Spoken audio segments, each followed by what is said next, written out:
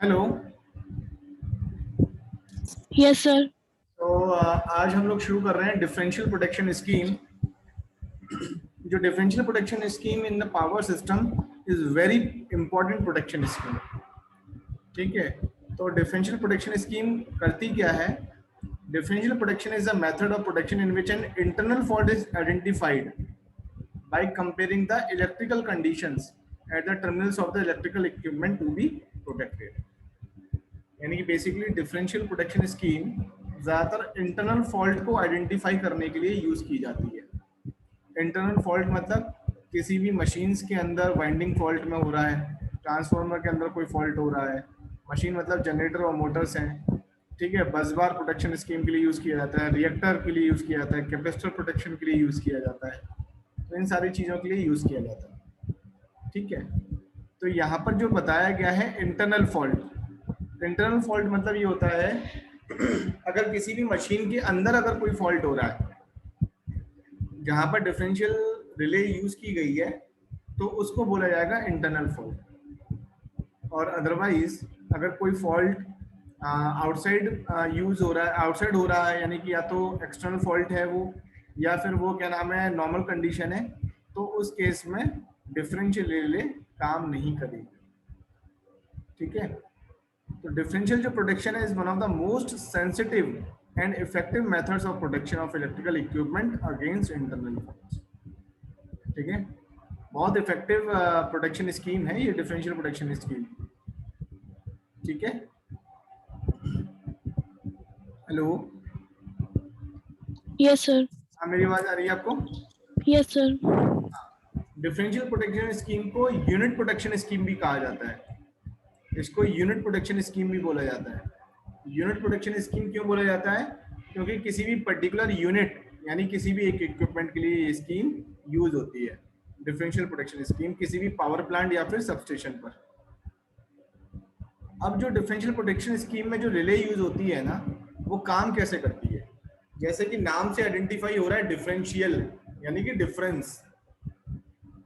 तो ये रिले जो करती है काम, तो काम इस तरीके से करती है कि किसी भी वाइंडिंग में जो इनकमिंग करंट है और जो आउटगोइंग करंट है, उस इनकमिंग करंट और आउटगोइंग करंट को वो मेजर करती है।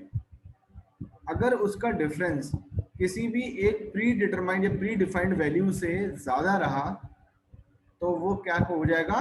फॉल्ट कंडीशन हो जाएगी। तो अंडर दैट सिचुएशन उस केस में डिफरेंशियल रिले काम करना शुरू कर देती है।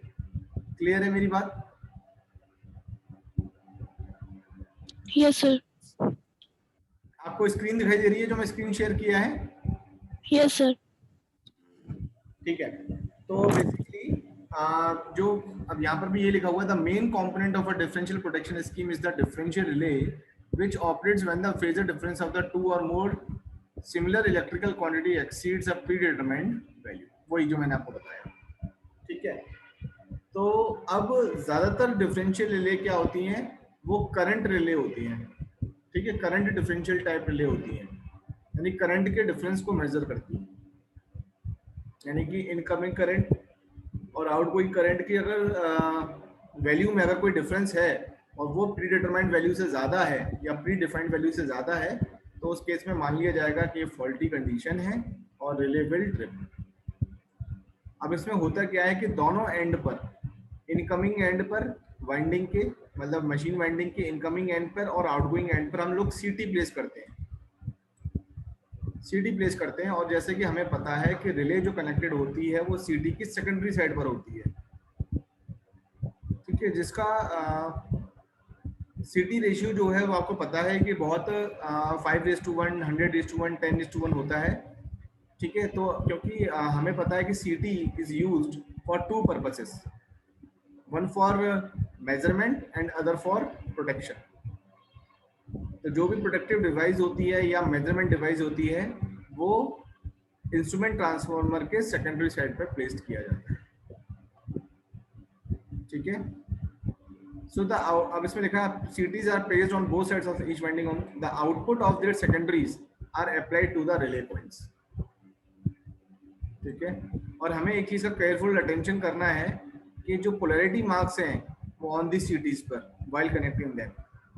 ठीक है ना, पोलैरिटी मार्क्स यानी डॉट मार्किंग्स क्या होंगी, उसका बहुत ज्यादा ध्यान रखना है कि करंट एंटरिंग क्या होगी, करंट लीविंग क्या होगी।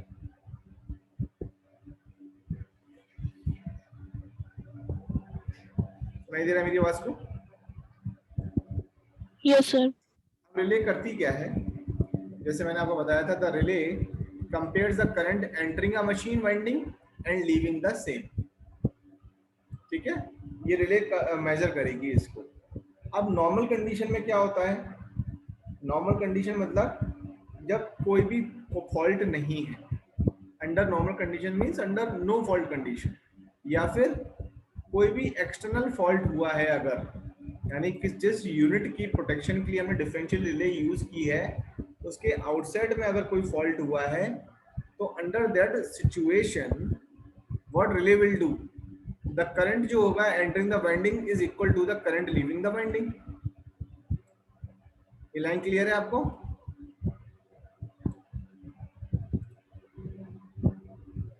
No, sir. ये लाइन क्लियर है जो मैंने अभी बताई आपको? No, sir. एक बार फिर से बताइए। दिख रहा है?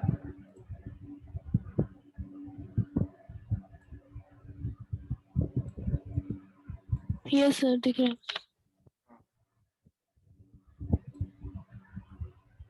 So under normal condition or during any external fault, the current entering the winding is equal to the current leaving the winding। ठीक है, कोई डिफरेंस नहीं होगा। तो अगर कोई डिफरेंस नहीं होगा तो ऐसे केस में relay what relay will sense, relay will sense that it is a normal condition, there is no fault. लेकिन जैसे ही कोई इंटरनल फॉल्ट हो जाएगा वाइंडिंग में, करंट एंटरिंग और करंट लीविंग ये दोनों सेम नहीं होंगे, एंटरिंग करंट और लीविंग करंट सेम नहीं होंगे। ठीक है, तो जो डिफरेंस होगा इनका, the difference in the current एक्चुएट्स the relay. अब जो ये डिफरेंस होगा ना, ये रिले को एक्चुएट कर देगी, एंड रिले क्या करेगी, सेंस करेगी yes it is a fault condition, और फॉल्ट कहीं ना कहीं इंटरनल वाइंडिंग्स में कहीं ना कहीं हुआ है, और it will sends the tripping command to the circuit breaker so that the circuit will be isolated, the healthy circuit will be isolated from the faulty circuit. ठीक है,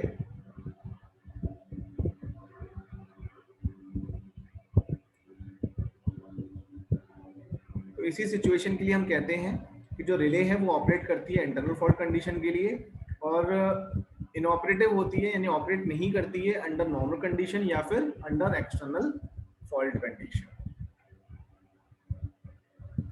बस जोन प्रोटेक्शन स्कीम के अंदर में सीटी को जो प्लेस किया जाता है वो बस बार के दोनों तरफ प्लेस किया जाता है। ठीक है, डिफरेंशियल रिले अगर देखा जाए तो वो ज्यादातर हर एलिमेंट के लिए एप्लीकेबल है।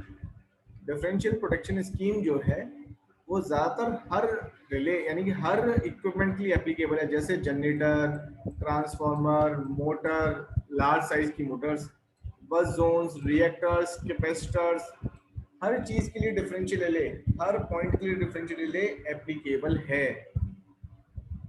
ठीक है, अब यहाँ पर एक चीज याद रखना है कि जो हम सीटी प्लेस करते हैं दोनों एंड पर, एंटरिंग पे और लीविंग पे ऑफ द वाइंडिंग, तो वहां पर सीटी जो है वो आइडेंटिकल सीटीज को प्लेस किया जाता है।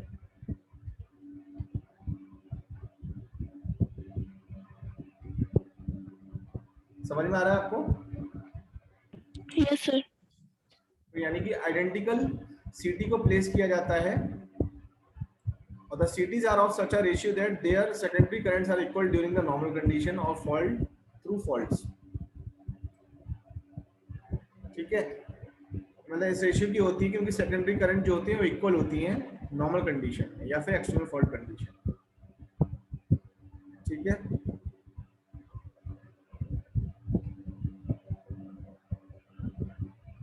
हेलो? Yes, sir.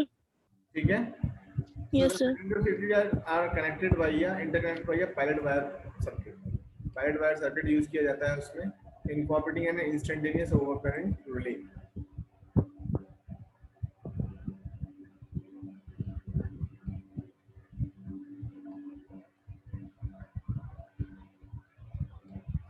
ठीक है।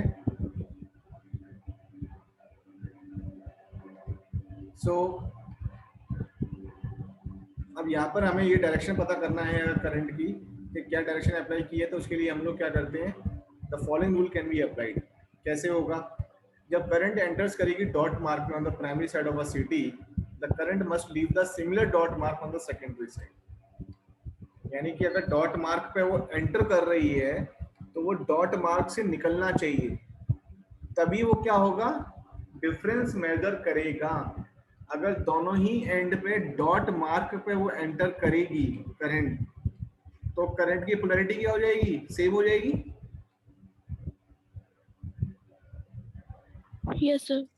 तो ऐसी सिचुएशन में जो डिफरेंस है करंट का वो निकाल पाएंगे नहीं, करंट ऐड हो जाएगी। तो इसीलिए जो पोलैरिटी कनेक्शन है ना सीटी का, वो बहुत इंपॉर्टेंट है। ठीक है, तो उसमें इस तरीके से बोलते हैं, पोलैरिटी जो कनेक्शन है सीटी का are such that their secondary currents are in the same direction in pilot wire during normal condition और एक्सटर्नल फॉल्ट। अब the operating coil of the overcurrent relay is connected across the CT secondary at the middle of pilot wire. Hello. Yes sir. जो operating coil होती है वो current relay वो connected होती है across सीटी secondary at the middle of the pilot wire, यानी कि मिडिल में। जब मैं इसका डायग्राम दिखाऊंगा ना, जब मैं बताऊंगा आपको और चीजें क्लियर होंगी अभी। ठीक है, okay sir. Over current relay और डिस्टेंस रिले तो मैं ये पढ़ा ही चुका हूँ, distance protection scheme chapter 5 chapter 6 में पढ़ा चुके हैं हम लोग। ठीक है, जो नॉन यूनिट सिस्टम होती है which discriminate by virtue of time grading, time grading के बीच में डिफरेंस बताया जाता है। ओवर करंट रिले और डिस्टेंस रिले कैसे पता चलेगी, आप कैसे डिस्क्रिमिनेट करोगे।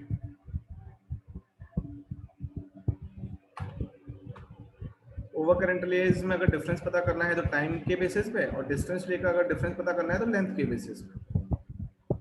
ठीक है, यस सर। तो जो होती हैं they are comparatively simple and cheap. ठीक है, ये सिंपल और चीप होती हैं, simple and cheap and require no pilot wire circuit, कोई पायलट वायर सर्किट की जरूरत नहीं है, but their fault clearance times are too slow for circuits operating at 33 kVA। Expensive equipment such as large generator, transformer, distributor motors के लिए जो expensive होता है, ये फॉल्ट क्लियरेंस टाइम जो होता है वो बहुत स्लो होता है सर्किट्स का, ऑपरेटिंग एट 33 kV।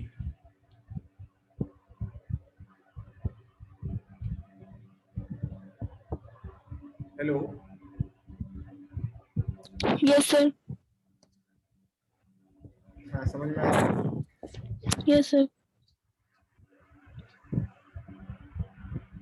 ठीक है, these protection schemes can inherently discriminate without the use of time grading and fast fault।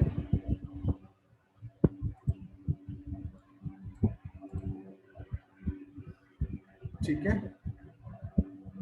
तो डिफरेंशियल प्रिंसिपल क्या करता है, compares the secondary current of the CTs in all the circuits into and out of the protected zone और area. ठीक है, it is easier to apply differential principle for the protection of generator, transformer, buses, motors and so on, because the terminals of each of these devices are at one geographical location।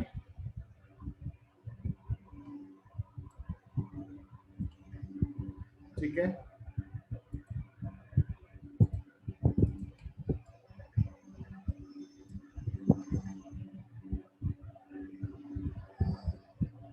Hello,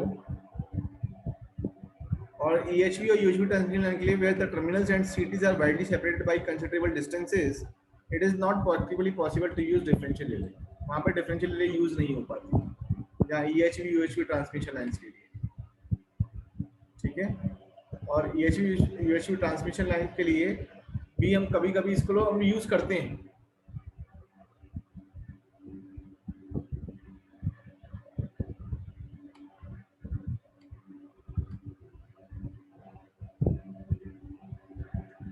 ठीक है, लेकिन differential principal को use करते हैं।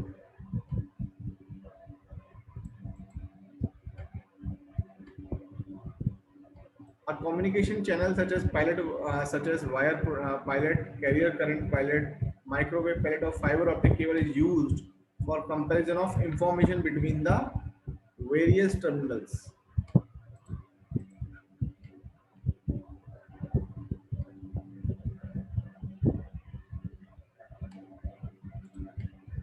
ठीक है? Hello. Yes, sir.